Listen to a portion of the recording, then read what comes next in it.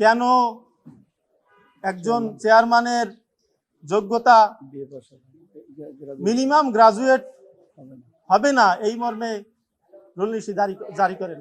গ্রাম আদালতে বিচার করতে পারেন, গ্রাম আদালতের প্রধান তিনি। এই গ্রাম আদালতের তফসিলে গ্রাম আদালত আইন 2006 সর্বশেষ সংশোধিত 2024 এই তফসিলে দুই ধরনের আইনের কথা বলা আছে। সে ফৌজদারি এবং দেওয়ানি দুই ধরনের বিচার করতে পারে। তার আর্থিক অধিক্ষেত্র দেওয়া হয়েছে 3 লক্ষ টাকা পর্যন্ত। সে একজন ইউনিয়ন পরিষদের চেয়ারম্যান, গ্রাম আদালতের প্রধান হিসেবে 3 লক্ষ টাকার সমমানের বিচারিক ক্ষমতা তাকে দেওয়া হয়েছে। আমার মূল চ্যালেঞ্জের বিষয়টা হলো একজন জুডিশিয়াল ম্যাজিস্ট্রেট যিনি বিজিএস পরীক্ষা দিয়ে তাকে ম্যাজিস্ট্রেট হতে হয় এবং একজন দ্বিতীয় শ্রেণীর ম্যাজিস্ট্রেট জুডিশিয়াল ম্যাজিস্ট্রেট তার আর্থিক জরিমানার অধিক্ষেত্র হলো সর্বোচ্চ 3 লক্ষ টাকা। একজন চেয়ারম্যান তিনি গ্রাম আদালতের প্রধান বিচারক হিসাবে গ্রাম আদালতের বিচারক হিসাবে 3 লক্ষ টাকার আর্থিক অধিক্ষেত্রের বিচার কাজ সম্পাদন করতে পারে।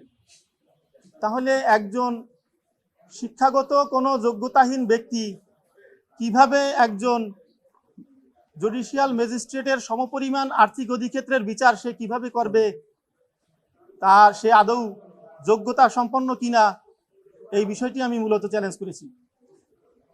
আদালত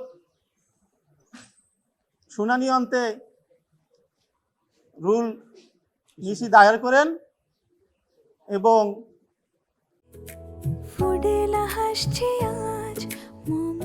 ফুডেলা একটি নাবিল পণ্য। কেন একজন চেয়ারম্যানের যোগ্যতা মিনিমাম গ্রাজুয়েট হবে না এই মর্মে রুল নীতি জারি করেন। রেসপন্ডেন্ট হলো প্রথমত স্থানীয় সরকার বিভাগের সচিব, দ্বিতীয়ত আইন মন্ত্রণালয়ের সচিব এবং নির্বাচন কমিশনের সচিব। রুলটা সাধারণত কোর্ট 4 সপ্তাহের দেয়। হ্যাঁ, আমাদের কাছে অর্ডারটা নাই, 4 সপ্তাহেই দেয় সাধারণত। ইন্টারিম অর্ডার নাই। ইন্টারিম অর্ডার হলো যেহেতু সেকশন আইনটা চ্যালেঞ্জ করেছি, আইনটা কারেকশন হলে এটা অলরেডি বাস্তবায়ন হয়ে যাবে। এটাই কোনো ইন্টারিম অর্ডার হয় না। আপনার প্রশ্নের উত্তর হলো একজন পার্লামেন্টের মেম্বার তাকে কোনো জুডিশিয়াল বা বিচারিক ক্ষমতা দেওয়া হয়নি। একজন পার্লামেন্টের মেম্বার সে তার কোনো বিচারিক ক্ষমতা নাই। 1 নম্বর প্রশ্ন উত্তর। 2 নম্বর হলো যে একজন পার্লামেন্টের মেম্বার ইউনিয়ন পরিষদের চেয়ারম্যান হিসেবে ইউনিয়ন পরিষদের যে যত আর্থিক এবং প্রশাসনিক ক্ষমতা আছে তাকে দেয়া হয়েছে। এই প্রশাসনিক ক্ষমতা এবং অন্যান্য ক্ষমতা 28টি ক্ষমতা দেওয়া হয়েছে একজন চেয়ারম্যানকে।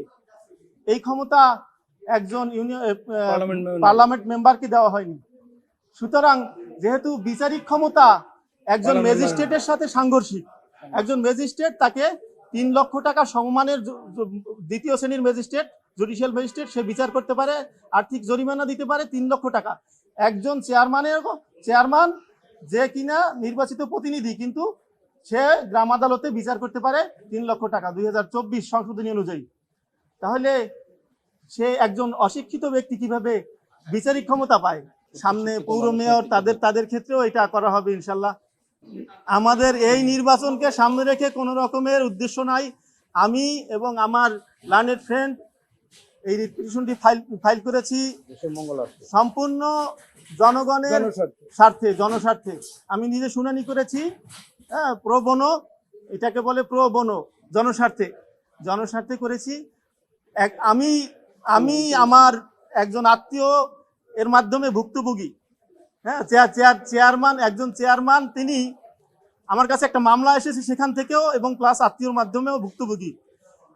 আমার কাছে একটা মামলা এসেছে একজন চেয়ারম্যান যেহেতু ইউনিয়ন পরিষদ থেকে সে ওয়ারিশ সার্টিফিকেট দেয়, একজন চেয়ারম্যান সে ওয়ারিশ সার্টিফিকেট দিল, ভুল ওয়ারিশ সার্টিফিকেট, সেই ওয়ারিশ সার্টিফিকেট নিয়ে সেই ব্যক্তি কি করলো, অন্য একজনের জমি সে রেকর্ড করিয়ে নিল। হ্যাঁ, এই মামলাটা আমার কাছে বর্তমান চলমান। তাহলে এই ধরনের অপকর্ম যদি একজন চেয়ারম্যান করে, হ্যাঁ, যার শিক্ষাগত যোগ্যতা নাই, তাহলে এটা আমাদের আইন এবং সংবিধানের সাথে সাংঘর্ষিক এবং জনস্বার্থে বাংলাদেশের জনগণের সাথে ক্ষতিকর।